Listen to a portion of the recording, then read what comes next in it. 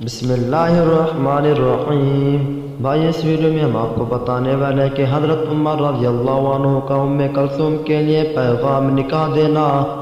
حضرت عمر بن خطاب رضی اللہ عنہ نے حضرت علی رضی اللہ عنہ کو ان کی صاحبزادی حضرت کلثوم کے لیے نکاح کا پیغام دیا تو حضرت علی رضی اللہ عنہ نے فرمایا کہ میں نے تو اپنی بیٹیاں حضرت جعفر رضی اللہ عنہ کی اولاد کے لیے روک رکھی ہیں۔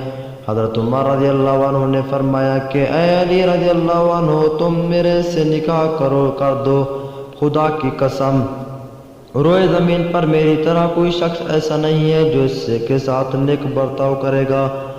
حضرت علی رضی اللہ عنہ نے خوشی سے فرمایا کہ مجھے قبول ہے۔ چنانچہ حضرت عمر بن خطاب رضی اللہ عنہ نے اس مہاجرین صحابہ رضی اللہ عنہ کو اطلاع دی جو روضہ رسول صلی اللہ علیہ وسلم اور منبر رسول صلی اللہ علیہ وسلم کے درمیان بیٹھے تھے اور شہد کی مکھی کی طرح وہاں سے آوازیں آ رہی تھی۔ حضرت عمر رضی اللہ عنہ ان لوگوں سے فرمایا کہ مجھے رخصت کرو۔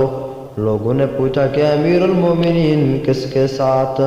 فرمایا کہ علی ابن ابی طالب کرم اللہ وجہہ کی بیٹی کلثوم رضی اللہ عنہ کے ساتھ۔ خدا کی قسم میں نے رسول اللہ صلی اللہ علیہ وسلم کو ارشاد فرماتے ہوئے سنا ہے کہ قیامت کے دن تمام حسب و نسب ختم ہو جائیں گے، پس میرا حسب و نسب باقی رہے گا۔ اور میں نے حضور صلی اللہ علیہ وسلم کی صحبت اٹھائی ہی، پس میں نے چاہا کہ میرا بھی حضور صلی اللہ علیہ وسلم کے ساتھ ایک نسب رشتہ ہوا۔ بھائی اگر ہماری ویڈیو اچھی لگے تو سبسکرائب کرنا مت بھولیں۔